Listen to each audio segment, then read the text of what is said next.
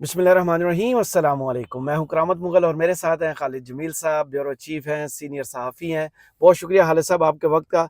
दो तीन बड़ी इस वक्त खबरें जो है वो गर्दिश कर रही हैं। एक तो पीटीआई ने तीन बड़े शहरों में आज एहतजाज किया, उस पर मरियम नवाज साहबा का जो रद्द अमल है वो इंतहाई मस्कराना सा था। को मुस्कुरा रही थी, 200-300 बंदे के लिए उन्होंने पूरे तीन शहरों में कर्फ्यू लगा दिया। लेकिन लोगों ने निकल के बताया कि इमरान खान की काल का उन पर क्या असर होता है। गंडापुर साहब को एक खास मैसेज पहुंचाया गया, उन्होंने मुलाकात भी की है अपनी खास पार्लिमानी लीडरान के साथ और फिर फैसला भी सुनाया।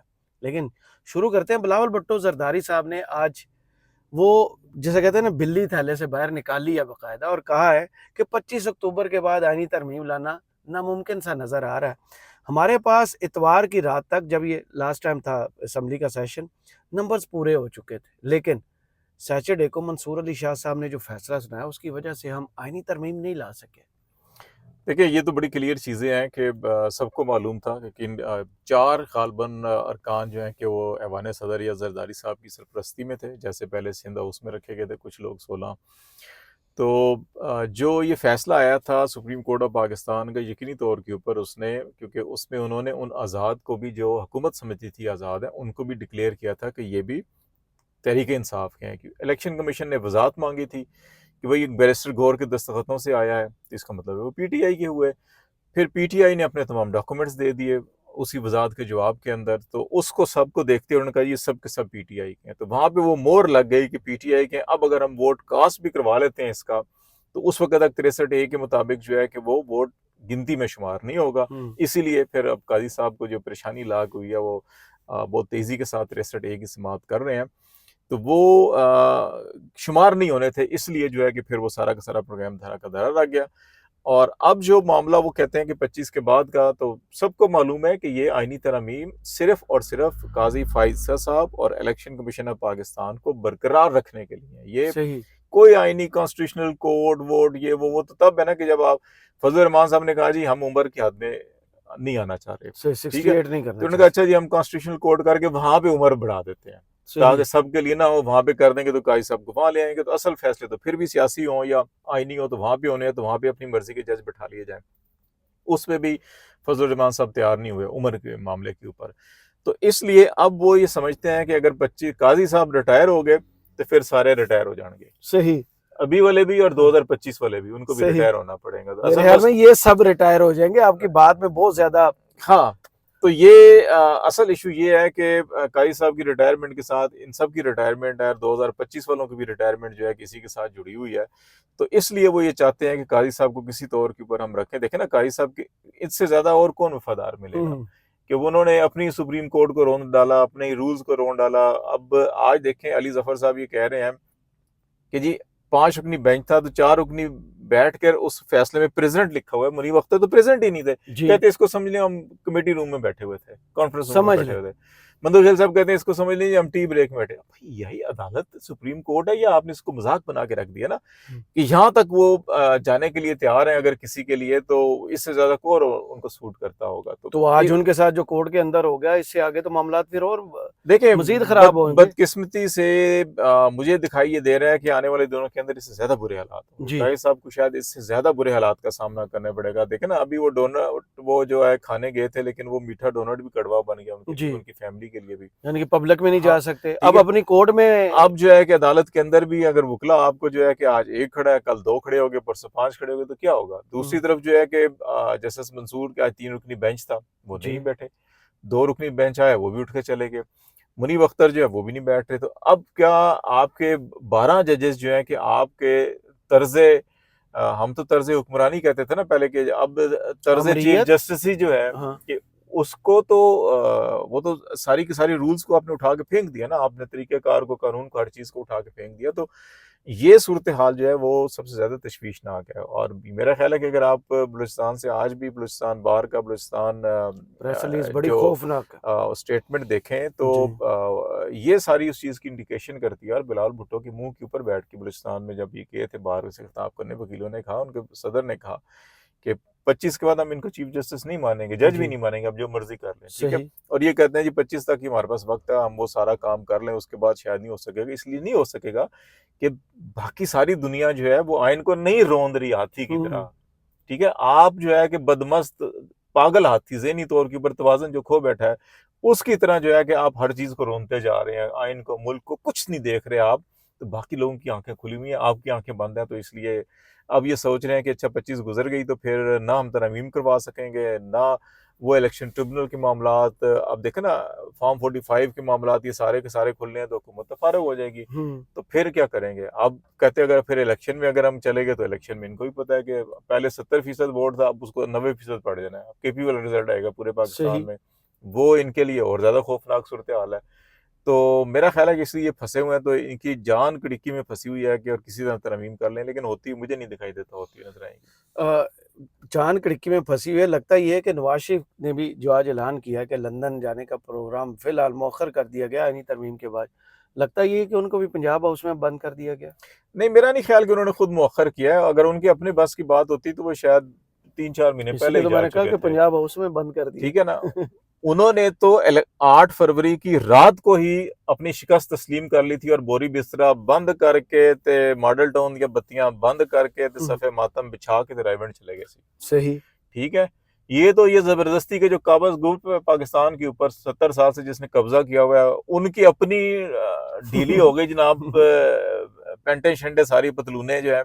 उन्होंने कहा "ओ जनाब मियाँ साहब तुसी पिछे हट गए सी मर जांगे। सही। ਤੇ ਤੁਸੀਂ ਉਹ ਸਾਨੂੰ बना के दे रहे हैं ਤੁਹਾਨੂੰ जनाब, ਤੁਸੀਂ ਉਹ विक्ट्री स्पीच करो, विक्ट्री स्पीच एक दिन बाद कर रहे हैं जाके, हाँ। और वो भी कहे शहबाज शीजा तुसी जो करना है कर लो। मौलाना फजल रहमान को मिले, इनको ठीक है? मनाएं। अब बात यह है कि जब आपको खुद पता हो कि आप अपने हलके में से हार गए और आपको कोई कहे नहीं नहीं आप जीते हुए आ जाए, तो अब बेशर्मी मुंह पे मल के कम से कम नवाज शरीफ को मैं इतना रिगार्ड जरूर करता हूं कि यार उसने शहबाज शरीफ की तरह, बिलावल भुट्टो की तरह, जरदारी की तरह मुंह काला करके खोते ते बह के ना पाकिस्तान च नहीं कहंदे सैर नहीं ऐलान की करता थी। फिरदा, ਉਹ ਮੁਰਾਕਬੇ ਦੇ ਵਿੱਚ ਚਲਾ ਗਿਆ, ਚਿੱਲੇ ਦੇ ਵਿੱਚ ਚਲਾ ਗਿਆ, ਉਹ ਰਾਈਵੰਡ ਚਲਾ ਗਿਆ, ਉਹ ਮਰੀ ਜਾ ਕੇ ਬਹਿ ਜਾਂਦਾ ਹੈ, ਉਹਨੂੰ ਕੋਈ 2-4 ਮਹੀਨੇ ਬਾਅਦ नियाजों ने तो अपलवाई है ना। ਉਹ 2-4 ਮਹੀਨੇ ਬਾਅਦ ਟੱਕ ਸ਼ੱਕੀ ਮਾਰ ਕੇ ਲਿਆਣਾ ਪੈਂਦਾ ਹੈ ਜਨਾਬ, ਚਲੋ ਧੀ ਦੀ ਮੁਹੱਬਤ ਵੀ ਤਾਂ ਹੈ ਨਾ, ਉਹਦੀ हुकूमत जी आगे कुछ ना कुछ करना है। लेकिन कम अज कम उसने जो है कि अपने कालक तो मल ली पूरे खानदान ने, उसको थोड़ी शर्म हया अभी भी है, वो समझता है कि यार चुप करके बैठे रहो तो बेहतर है, नहीं, क्या आज कहें जाकर हमने आज क्या जब किया। लब कुशाई उन्होंने की है तो इमरान खान को हरफ तनकीर बनाया और ये कह दिया कि इनके पीछे चलने वाले भेड़ बकरियां हैं। नहीं, वो तो इस गुस्सा है वक्त ना, देखो ना, ये तो वो गुस्सा है ना उनका कि आज फिर उन्होंने कहा कि मुझे क्यों उनको गुस्सा निकाला। इस बात हाँ, का है कि मैनू छितर मार के कड्डे आते लोग नहीं आए। जी। ठीक है ना? परवेज मुशर्रफ ने जब इनके कमरे में से भी जो है कि व्यागरा बरामद करवा ली थी, और मतलब कि वही उन्हीं के एजेंडे पे आज ये चलकर उन्हीं की बोली तोते की तरह बोल रहे हैं, उन्हीं के लिखे हुए बयान जो फातिमा जिन्ना के खिलाफ लिखे गए, जो बेनजीर भुट्टो के खिलाफ लिखे गए, जो नवाज शरीफ के खिलाफ लिखे गए, वही बयान आज इमरान खान के खिलाफ उन्होंने टाकी मार के वो भी निकाल जी। लेते हैं। आज कुछ अरसे बाद ये भी टाकी शाकी झाड़ के मुंह उठा के आ जाते हैं कुछ। खुदा का खौफ करें आप, कुछ समझे चीजों को। आप अपनी दाढ़ी, अपने पाँव, अपने हाथ, हर चीज कटवा के दूसरे के हाथ में दे रहे हैं, और ऐसे के हाथ में जिसको ना आइन के पास है, ना कानून का, ना मुल्क का, ना इज्जत, ना इखलाकियात, कोई उनके करीब कोई चीज नहीं है। आप अपनी दाढ़ी उनके हाथ में पकड़ा देते हैं हर 6 महीने बाद। अपने कदमों पे खड़े हों। अवाम ने अगर आपको एक दो मुस्तरद कर दिया, आप अवाम में दोबारा जाएं, आप उससे ज्यादा डिलीवर करें, अपनी गलतियों को सीखें, कम एक से कम लोगों के साथ एक कनेक्ट तो हों। एक हाँ। एक मौका दें उसको, 5 साल हुकूमत करेगा, उसके बाद देखें नजर अग्रवाल हाथ नहीं संभाल सका, लोग उसको मुसरत कर देंगे। जी। सिंपल सी बात है, यही मिसाक जमहूरियत था।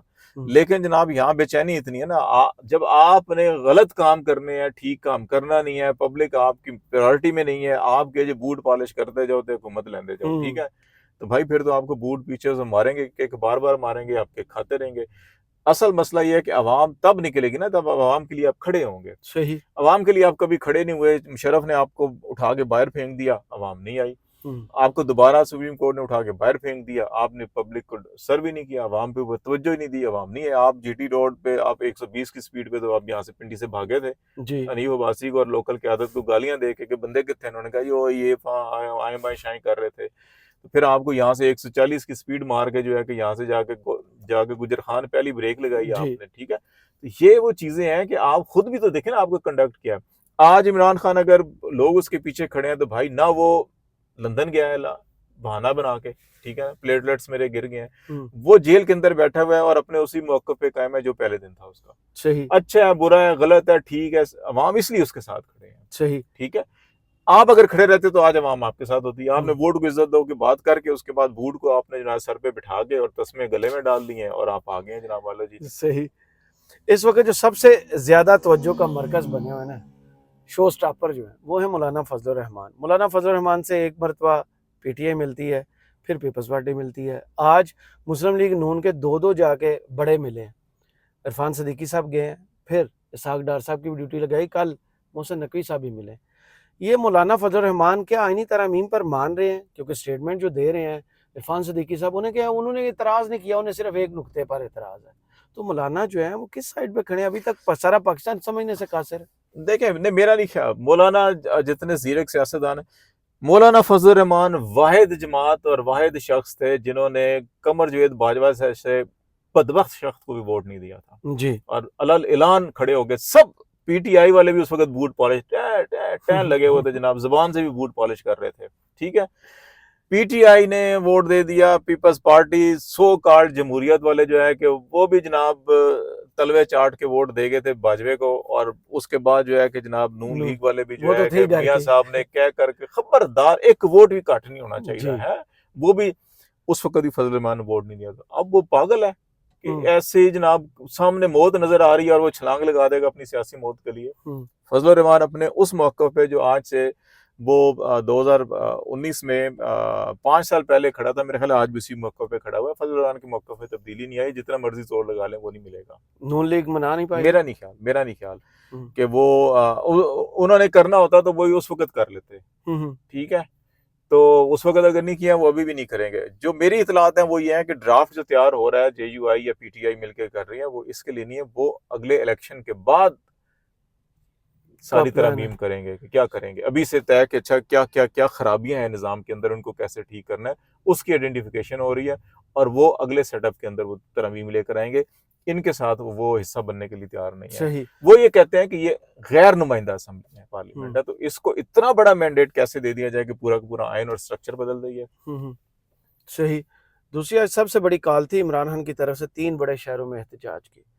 वहाँ दफ़ा 144 लगाई गई, पुलिस ने जितना जुल्म करना था कर लिया, मोबाइल सर्विस बंद कर दी गई। इसका लुब्बल बाबा पीटीआई को क्या मिल रहा है? इमरान खान को इसका फायदा क्या हो रहा है? देखिए, दफा 144 कभी पाकिस्तान के अंदर और कामयाब, ऊपर से हंसना ये मुस्कुराना, 300 बंदा 500 बंदा था। सबसे बदनाम जमाना ये दफा 144 जो अंग्रेजों के दौर की थी, उसको आज भी अंग्रेजों के जो गुलामाना सोच है हमारी ब्यूरोक्रेसी और पुलिस के अंदर वो लेके बैठी हुई है। हम्म। ठीक है, जब अंग्रेज यहाँ से वापस गया तो सबसे पहला काम उन्होंने ये किया, जो उन्होंने अपने गोरे यहाँ पे भेजे थे ना नौकरी करने के लिए जी जी। बड़े सगीर के अंदर, चाहे वो पुलिस में थे, चाहे वो आर्मी में थे, चाहे वो मजिस्ट्रेटी निज़ाम जहां जहां पर भी थे, उन सब को जब वो यहाँ से वापस जा रहे थे तो उसी दिन उन्होंने टर्मिनेट किया था सर्विस से। अच्छा। सब नौकरी से फारग, हम्म। रिटायर्ड। बड़ा हंगामा हुआ वहां पे और उन्होंने कहा कि हमने इनको हुक्मरानी करने के लिए सब कंटिनेंट के अंदर भेजा था, तरबियत की थी, हम्म। और ये जब वापस आएंगे तो हमारा निज़ाम सारा गंदा हो जाएगा, खराब हो जाएगा कि हमने ये हुक्मरानी नहीं, अवाम की खिदमत करनी है। सही। तो ये 70 साल से आज़ादी लेके हम उसी गोरे की उस गंदी सोच को लेकर हमारी वो तमाम की तमाम, चाहे वो स्टैब्लिशमेंट है, चाहे वो पुलिस है, चाहे वो इंतजामिया है, कि जी दफा 144 ते कानून जड़ा है कि वो गोरे दा होना है कि लोगों को गुलाम करके हुक्मरानी करनी है, लोगों की खिदमत नहीं करनी। इस्लाम ये कहता है लोगों की खिदमत करनी है। किस सही। किस्म का ये कहते हैं जी हम इस्लामी भी है, जमहूरिया भी है और पाकिस्तान का ऐलान करते हैं। ये सब के सब जो है ये अंग्रेजों का निज़ाम की जो हमने यहाँ पे हुक्मरानी करनी है, चलाना है। अभी पाकिस्तान में दफा एक ही है, वो 804 है। जिस दिन इन छोटे छोटे अंग्रेजों के टौटों को, जो काले अंग्रेज हैं इस वक्त पाकिस्तान में मुसल्लत, जिस दिन उनको ये बात समझ में आ जाएगी तो पाकिस्तान तरक्की करना शुरू हो जाएगा। वरना ये दफा 144 कर लें या 288 कर लें या ये इसको जो है कि 442 कर लें, दफा पाकिस्तान में इस वक्त 804 ही है। सही। और वो जो कहते हैं ना कि जी का जिधर हमारा सरबराह देखता है तो पूरे हम सब के सब उसी लाइन में खड़े होते हैं। भाई जी, अब जिधर वो देखता है पूरा पाकिस्तान उधर देखता है। सही। सबसे बड़ी कॉल अब 4 अक्टूबर की डी चौक में इस्लामाबाद में इमरान खान से मुलाकात हो चुकी गंडापुर साहब की। वो पहले वार्निंग भी दे चुके, अगर हुकूमत भी जाती है तो जाए, जिसने मेरे साथ खड़ा होना है वो खड़ा हो, एहतजाज में शिरकत करेगा तो अगले इलेक्शन में टिकट मिलेगा। आज गंडापुर साहब ने उस पर लब्बैक कहते हुए कह दिया, फैसला कर दिया है कि हम आ रहे हैं और बड़े तैयार होके आ रहे हैं, जितना जुल्म करना है कर लीजिएगा, हम डी चौक आ रहे हैं। ये पैगाम इस्लामाबाद और पिंडी से पहुंचाया गया गंडापुर साहब को कि गवर्नर राज भी लग सकता है और आपकी हुकूमत भी जा सकती है।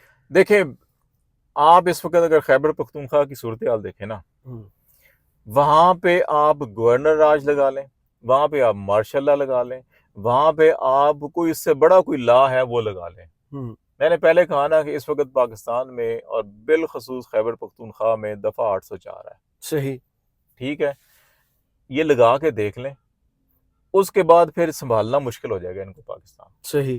ठीक है, ये वो दौर नहीं है अभी तो। इनको वो तो समझ नहीं आ रही ना कि ये अभी भी अपने आप को वो अयूब खान की कोई आधे लोग हैं एडवाइजर अयूब खान की फाइलें उठा के लाते हैं, आधे जो हैं वो जनरल ज़ियाउल हक की फाइलें उठा के साहब बहादुर के सामने रख देते हैं, जनाब बड़ा सी काबू कर लिया सी, जो फिर आ जाते हैं कुछ मुशर्रफ की फाइलें उठा के। फाइल वो एक ही है जो सिकंदर मिर्जा के दौर में तैयार हुई थी कि हमने किस तरह से सिविलियंस को काबू करना है, तो आप उसी के ऊपर ये भी कपड़ा टाकी फेरते हैं और आ जाते हैं। और भाई जी ये अब 2024 है, ठीक है, आप गवर्नर राज लगा लेंगे, किस बुनियाद के ऊपर लगाएंगे? ठीक है, गवर्नर राज के लिए लाजमी है कि आपने कॉन्स्टिट्यूशनल रिक्वायरमेंट है बुनियादी, आप मुतलका सूबाई असम्बली की करारदाद मंजूर करवाएं। नहीं करवाते आप जो है कि फिर आप कौमी असम्बली या सेनेट से करारदाद ले लें, उधर वो जो इन सेशन है इजलास, तो आप कैसे करारदाद इधर से करवाएंगे? सही। आइन है इस मुल्क में इस वक्त। ठीक है, और भाई आइन ना हो, वो असेंबली इन सेशन है ना, आप क्या करेंगे? असेंबली में घुस जाएंगे आप? घुस के पार्लियामेंट में मेरी बात सुने, आप घुस के दिखाए ना वहां पर भी। वो ये कह रहे हैं कबायली जिरगे फैसला कर रहे हैं और कह रहे हैं कि हमारे घर पे जो आएगा बंदूक लेकर हम आगे से मारेंगे उसको। सही। आप खाना जंगी करना चाहते हैं? आप क्या करना चाह रहे हैं? आप इसको जो है कि मशरकी पाकिस्तान बनाना चाहते हैं? तो आज जो नवाज शरीफ ने और मरियम नवाज ने तकरीर की है, उनका लुब्बे लबाब ये केपी वर्सेस पंजाब, यहाँ तरक्की है वहां पे इंतशार है। देखो नवाज शरीफ ने तो हमेशा घटिया सियासत की है ना, पंजाबी इज़्म। अब मोहतरमा बेनज़ीर भुट्टो प्राइम मिनिस्टर, जाग पंजाबी पे आग तेरी पग नूं लग गई आग। मैं नवाए वक्त में होता था जी, नवाए वक्त में एक इतना भूंडा इश्तिहार छपा था ग्रेटर पंजाब का, जी जी, ठीक है, जिसका जरदारी साहब ने बाद में डिटेल बताई। इस पंजाब का और परले पंजाब का नक्शा, तो नवाज शरीफ तो ऐसी सियासत करता है, घटिया सियासत करता है हमेशा। कहता है जी हम पाकिस्तानी है, पाकिस्तानी। हमेशा इसने पाकिस्तान के खिलाफ सबसे ज्यादा अगर नस्ली लिसानी तासुब अगर किया, वो पाकिस्तान मुस्लिम लीग नून ने पैदा किया पाकिस्तान के अंदर, पीपल्स पार्टी की उस वक्त नफरत के अंदर। आज जो है कि पीटीआई की उस वक्त ये समझते थे कि पंजाब के अंदर सिर्फ पीपल्स पार्टी है जो हमें डेंट डाल सकती है, ठीक है। आज ये समझते हैं कि पीटीआई है जिसने हमें तबाह बर्बाद कर दिया, खत्म कर दिया, ठीक है। तो इसलिए वो तबाह बर्बाद इनकी सियासत हो चुकी है। ये अपनी उस सियासत को, ये जितनी मर्जी नफरत पैदा कर लें, जितनी मर्जी शेलिंग कर लें, जितने मर्जी कर्फ्यू लगा लें, जितने मर्जी इस किस्म के बयान दे दें, इनकी आवाम वो नहीं सुनने वाली बात। अगर ये जबरी करते हैं, जैसे वहां तक अभी तक इन्होंने सेनेट के इलेक्शन नहीं होने दिए, मखसूस नशिस्तें नहीं दे रहे, अगर वहां पे ये जबरी तौर पे गवर्नर राज भी डिक्लेयर कर देते हैं सपोज, तो फिर ये आईनी तरमीम ये वाला मामला कुछ आसान हो जाएगा इनके लिए। नहीं, मेरा नहीं, देखो ये एक सूबे को कट ऑफ करके इनके हाथ से सब कुछ निकल चुका है। सही। पहले तो थे ना कि ये मुट्ठी दबाएंगे रेत, अब रेत सारी निकल गई है, अब सिर्फ ये हाथ मल रहे हैं। सही, ठीक है ना। ये अब सिर्फ हाथ मल रहे हैं, वो उस मक्खी की तरह जो गंदगी पे बैठ के बार बार गंदगी गिलाजत के अंदर मुंह मारती है और फिर हाथ मलती है, ठीक है। ये उस गिलाजत को बार बार अपने मुंह पे मल रहे हैं। इनको अभी मालूम है कि हमारी हुकूमत अब नहीं आनी कभी।